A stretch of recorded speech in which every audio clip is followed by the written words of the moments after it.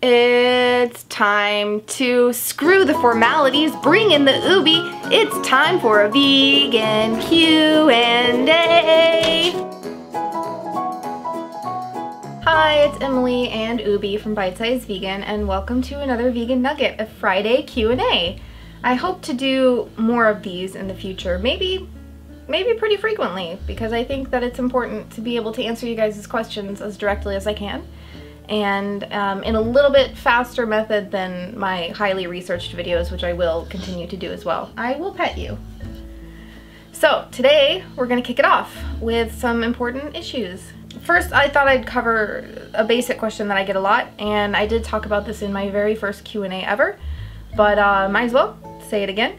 Is, you know, when I went vegan, and the story is basically that when I was 4 years old, I started to refuse to eat meat or anything I could tell had once been alive or come from an animal. So I don't consciously remember that, but my mother that's what she tells me. And as I grew up it more and started to learn more, I became more conscious of it and eliminating, you know, dairy and eggs as well. But I don't have a hard and fast date for you guys, I'm sorry. And I've told the story before, but you know, when other kids my age were going door to door selling Girl Scout cookies, I was going door to door educating about poaching in Africa, the mountain gorillas, and trying to raise money for the Dian Fossey Foundation. So that's the kind of kid I was. Another basic question I got is how old I am. I am 31, so there's that.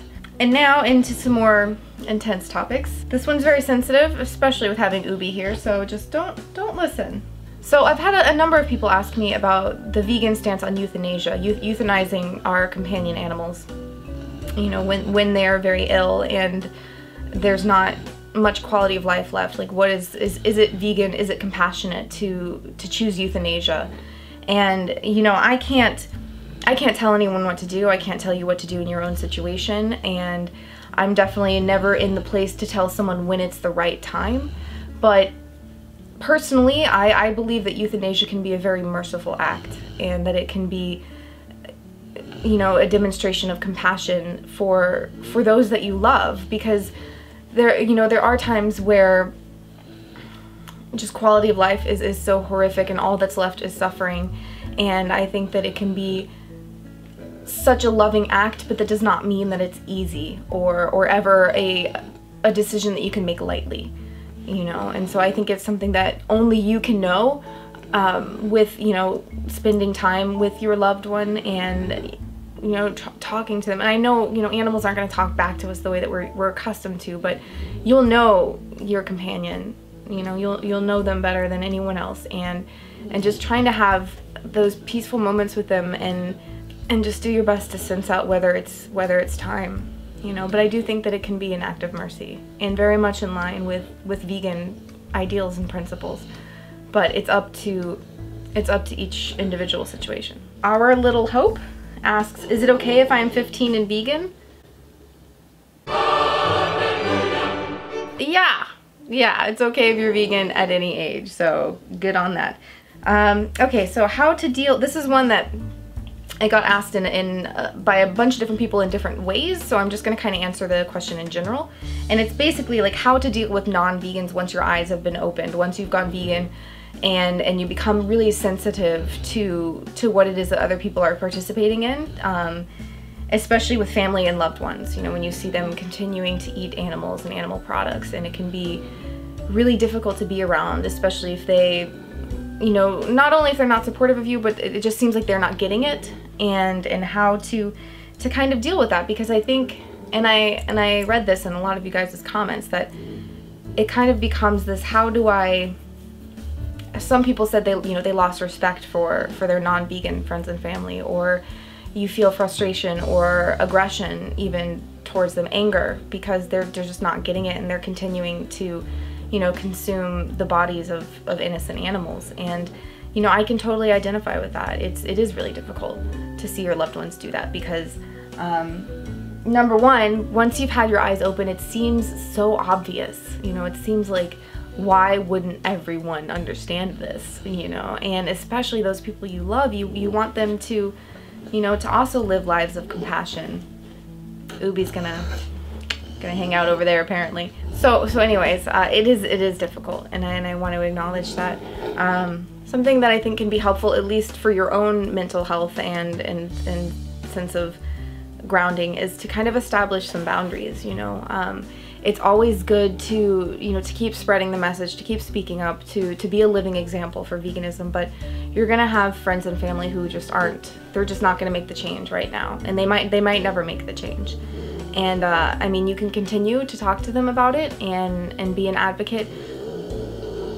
Ubi's gonna snore really loudly now. There sometimes is a point where you have to kind of guard yourself, because if you're trying and you're trying and you're trying and you're just doing everything you can to make them see, nobody is going to be forced into veganism. It can't, it's, you know, it doesn't work that way. They kind of have to come to it on their own, and all that you can do is inform. And for your own sanity, sometimes it might just be, you know, spending time with your loved ones in ways that don't involve food. And that's true with friends as well. And that can be, especially in America at least from what I know, you know, a lot of what we do is around food. A lot of our social, you know, things are around food. And I think that's true in a lot of cultures. So it seems a little foreign at first, but there are a lot of things that we can do that don't involve food. And, you know, it's just kind of finding ways to relate to them and talk about things that don't have to do with veganism. It's okay to not be talking about it 24/7. If you really want to keep these relationships and to keep, you know, a sense of fulfillment with those relationships, try to find other avenues to connect with them about, you know, but also just keeping, you know, protecting yourself, because it is heart-wrenching. And you can watch my video on what vegans see. I'll link it down there and up there, and it kind of talks about, you know, why it is difficult for vegans a lot of times around non-vegans. And I don't know if that ever gets better. For me, it hasn't. It kind of gets harder the longer that I've been vegan and the more aware I am. I think just creating a safe space for yourself to a certain extent to be able to recharge, and also know that I think the vast majority of people who are non-vegan are not malicious people. They might participate in malicious acts. They're paying people to commit malicious acts. And in that, you know, when we do that, yes, we are complicit. But I don't think the full awareness is there. I think for the vast majority of people, if they are fully aware of what it is that they're contributing to and what it is that they're paying for, they probably wouldn't do it, you know. But it's just that disconnect, and it just hasn't gotten there. It hasn't gotten there yet. It might not get there. All that you can do is focus on your own activism, speaking up for the animals, making the changes that you can, and go find people whose hearts and minds are open. And in the meantime, you never know what's going to be happening with your friends and family. They might be opening up as well. So that was a really long answer. I hope that was helpful. Haley Johnston asks, besides the Woodstock Fruit Festival, what events are you going to next where we might have the possibility to meet you? So I'm actually, because I'm posting this on Friday, I am at the Woodstock Fruit Festival right now. Not like right now while I'm filming this, but right now while you're watching this, that's where I'm at. Unless you're watching this later. But anyways, I'll be speaking this afternoon, which I'm really nervous about, and I'm probably really nervous about still in real life at the festival right now. But yes, I will also be in Toronto at the end of September. I made a video on that called The Importance of Bearing Witness. I'll be there for the Toronto Pig Save Vigil. I think it's September 24th. I'll put the actual date below in case I got it wrong, or on the screen somewhere, so you can meet me in Toronto there.